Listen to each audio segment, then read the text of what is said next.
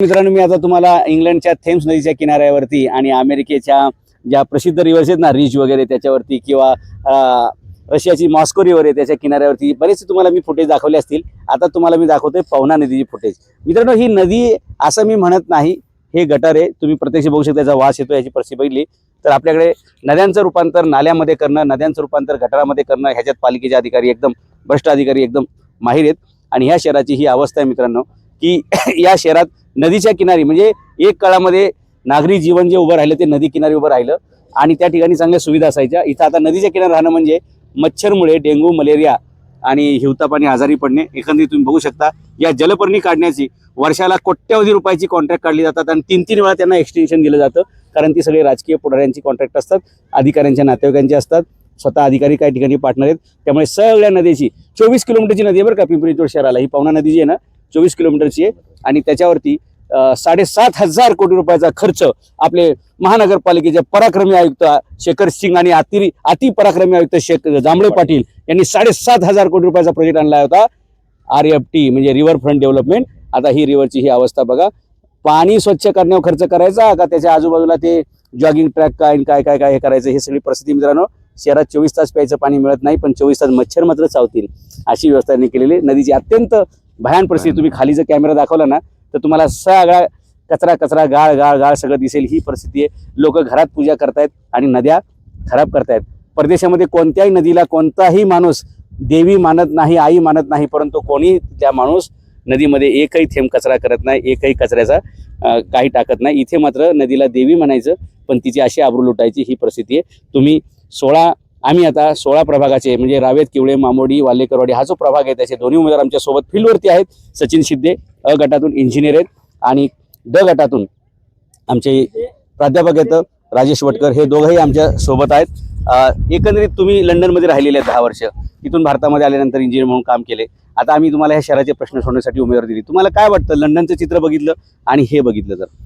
Sir म्हणजे दयनीय अवस्था, म्हणजे दयनीयची एकदम बेकार अवस्था करून ठेवलेली आहे की यांनी, आपण जसं म्हटलं पवना माई आहे, माईला कशा पद्धतीने ठेवलं पाहिजे.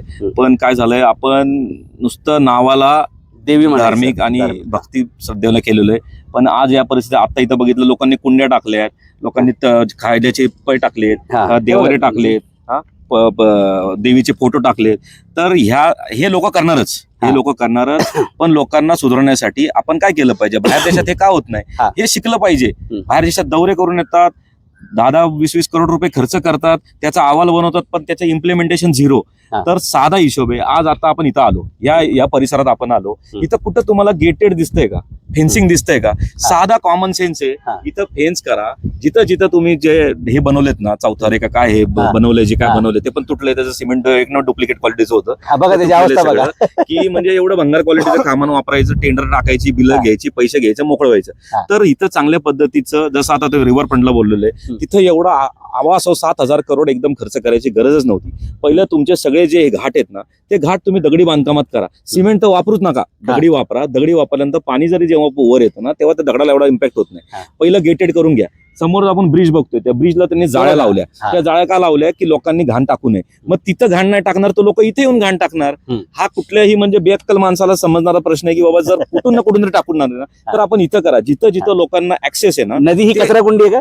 कचरा टाकायची जागा आहे का? कचरा टाकायची जागा आहे का? कारण यांनी काय केलं सर, कचऱ्याच्या कुंड्याच गायब केल्या, म्हणून लोक नदीत टाकतात. मग लोक कुठेतरी टाकणारच ना. आता एवढं अनधिकृत गोष्टी आहेत सगळ्या. या गोष्ट कुठे ना कुठेतरी माणूस टाकणार ना. कारण जर तुमचा अधिकृत असेल तरच पालिका कचरा नेते. एक तर कचऱ्याचे डबे तुम्ही काढले, मग तो येऊन काय करणार, रात्री येतात 12:30, 1-2 वाजता येऊन पशवी दे फेकून. मग ती काय करतात, सगळी कुत्री 50 कुत्री जमा होतात. त्यांचं चिकन, मटन, मासे राहिलेलं सगळं, वजडी बिजडी सगळं घेऊन ना ते इथे येऊन घाण टाकली की ते कुत्रे तिथं जमतात. आणि हा नदीघाट एवढा सुधारतो. मी मगाशी पण जसं बोललो की जॉगिंग जे बाहेर केलं ना, खेळणी सुद्धा रस्त्यावर लावलीत. अहो प्रदूषणाने माणूस पागल झालाय. ती खेळणी कधी वापरणार तो?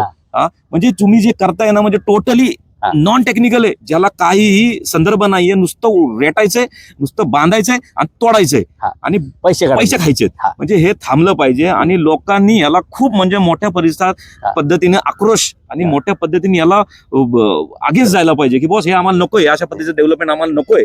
आम्ही 2 महिन्यापूर्वी सिंगापूरला दौरा केला, सचिनजी माझ्यासोबत होते. दिवसा तिथला एअर क्वालिटी इंडेक्स असायचा 12 आणि रात्री असायचा 6. आपल्याकडे तुम्ही पिंपरी चिंचवड मध्ये सकाळी उठलं की पहिला मोबाईल चालू करा आणि त्याच्यात विचारा air quality index in Pimpri Chinchwad, तो 300 असतोय. 300 म्हणजे आपण 20 पट प्रदूषित हवेत जगतोय. प्रत्येक निरागस मुलगा, महिला, ज्येष्ठ नागरिक यांनी 5 सिगरेट रोज फुकल्याचं धूळ त्यांच्या नाका तोंडामध्ये जाते आणि तुम्ही ओपन जिम करताय रस्त्यावरती, सिगरेट मरायचं का? मारणार, सिगरेट नाही मारणार, पण या धुळीनी, या घाणीच्या वासानी, म्हणजे यात मासे तर संपलेच आहेत, पण एवढं घाणेरडे रोगराई आणि असले मच्छर, मोठे मोठे डेंगू, आता सुद्धा आपल्याला इथं 2-4 मच्छर चावलेले आहेत. म्हणजे काय परिस्थिती आहे, म्हणजे बाहेर खरंच म्हणजे मला तर दया येते की काय नक्की आयएस पण आपले खरंच आयएस आहेत का डुप्लिकेट आयएस आहेत? डुप्लिकेट आहेत ते. कोणतरी मेवण्याचे पाहुणे, दाजी वगैरे ह्या गटातले वाटतात का ते. म्हणजे 10वी 5वीच्या पोराला पण कळलं की काय करायला पाहिजे आणि कसं करायला पाहिजे, ते सुद्धा या लोकांकडून होत नाही. 7,500 कोटीचा खर्च अशा नद्यांचं सुशोभीकरण, बरं का.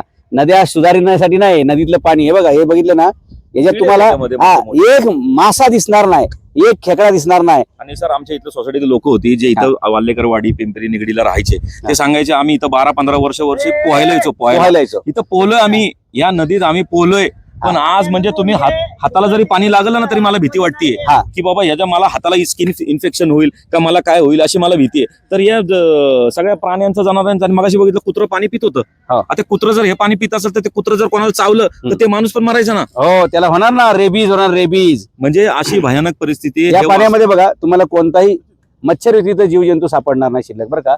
ही परिस्थिती बघा. हे इकडे हे तुम्ही काय घेऊन आले मला सांगा. बघा, हे पिंपरी चिंचवड शहराची परिस्थिती, हे काय आणले तुम्ही मला सांगा. ही फुलं आहेत, फुलं नदी टाकली पाहिजे असं तुम्हाला कोणी सांगितलं? ही नदी कोणी स्वच्छ करायची? हे तर बघा ऑलरेडी काय झालंय. तुम्ही नदीत सगळं पूजेचं साहित्य सोडताय का गटारा सोडताय सांगा. ही नदी आहे का गटारे सांगा बरं. ही परिस्थिती मला सांगा, ही नदी सारखी दिसते? जो दिसेल त्याला विचारणार हो मी, तुम्हालाच नाही. आता तुम्हीच आले की नाही, ठरवून आले का तुम्ही, अचानक आले? जो कोणी मला दिसेल त्याला मी विचारू शकतो. ओके, तुम्हाला हे पवित्र वाटतंय का? हा आपल्या हिंदू धर्माचा स्वाभिमान अभिमान आहे का अपमान आहे? तुम्हाला सांगा बरं. हे सगळं पूजेचं निर्माल्य हे स्वच्छ पाण्यामध्ये सोडायचं असतं असं आपला धर्म सांगतो. आपण हे चुकीचं करतोय. नदी ही आपली आई आहे, नदी ही आपली धर्म संस्कृतीमध्ये आपली माता आपण समजतो. ऑलरेडी तिची अवस्था बघा आपण काय केलेली आहे, आणि त्याच्यात हे टाकलं तर साहेब पुण्य नाही लागणार आपल्याला. ते ज्यांनी पूजा केली त्याच्या हातात द्या, त्यांना म्हणा जिथं शुद्ध पाणी असेल तिथं तुम्ही त्याचे, याला निर्माल्य म्हणतात, हा कचरा नाही, लक्षात घ्या. पोल्युशन येतं हे सगळं थांबवायचं आपल्याला, इंडस्ट्रीज पोल्युशन ते पण बंद करायला पाहिजे. सगळंच बंद करायचं म्हणजे याच्यासाठीच आहे ना. येस, घरातलं सांडपाणी असेल, लॉन्ड्री असतील, ह्या सगळं आपल्याला बंद करायचंय. बरोबर, सुरुवात तर करावं लागेल ना कुठून तरी, सुरुवात तर करावं लागेल ना. मेजर पोल्युशन तिथे नाही, ते तर करूच करू, पण आपण नागरिकांनी पण हे करायला पाहिजे. बरोबर. येस, हा, आपण ऍग्री आहे ना. घेऊन जावा ते रिटर्न. चला. हा, आता या घाटावर तुम्हाला हे पण दिसेल बरं का, म्हणजे जिथे गणेश विसर्जनाच्या वेळी गणपती बुडवले जातात, गणपतीचं विसर्जन केलं जातं, बघा तिथं काय, म्हणजे संध्याकाळी तळीरामांची व्यवस्था केलेली आहे. आणि तुम्हाला नदीचा ऍक्च्युअल लुक मला दाखवायचा आहे. थोडा क्लोज कॅमेरा करणार आहे आपण. हे बघा, हे सगळे लोकांनी देवदेवता टाकलेले आहेत. हा, नारळ टाकलेत, फुलं टाकलेत, हा, कुंड्या टाकल्यात. हे बघा, हे देवारा टाकलेला आहे. हा, प्लास्टिक आहे. हे बघा, ही शिवाजी महाराजांची तुटलेली मूर्ती आहे. हा, हे काय चाललंय या देशामध्ये हे बघा सगळं. परदेशात कुणी नदीला आपली आई देवता मानत नाही, पण त्यांच्या नद्या बघितल्या तर आपल्याला आपल्या आईची आठवण येईल. आणि ते पाणी तिथं, म्हणजे त्या थेम्स नदीमध्ये फक्त एकाने पाय बुडवला तरी टीव्हीला ब्रेकिंग न्यूज आलत्या. इथं तर तुम्ही म्हणजे पायच बुडवू शकत नाही. हा, तीर्थ म्हणा, आंघोळ ते अवघडच आहे.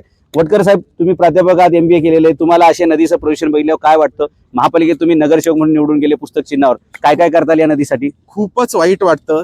ही नदी आपल्या स्मार्ट सिटी मधील नदी आहे. पिंपरी चिंचवड स्मार्ट घोटाळा आहे हा. आता ह्याच्यासाठी आपण काय केलं पाहिजे आणि कुणी केलं पाहिजे? सर्वात आधी इथं संरक्षित भिंत आहे का? कोण बांधणार आहे ती संरक्षित भिंत? इथे कुंड वगैरे आपल्याला बनवता येतं? असे 2-4 कुंड कोण बनवणार आहे हा प्रश्न आहे. त्याच्यानंतर ह्या नदीमध्ये पावडर टाकून ह्याचं जे आपण हे करतोय स्वच्छ कोण करणार आहे? त्याच्यानंतर जे इंडस्ट्रीयल वेस्ट येतं ह्याच्यामध्ये, जसं सरांनी सांगितलं, तर ते हे कोण करणार आहे?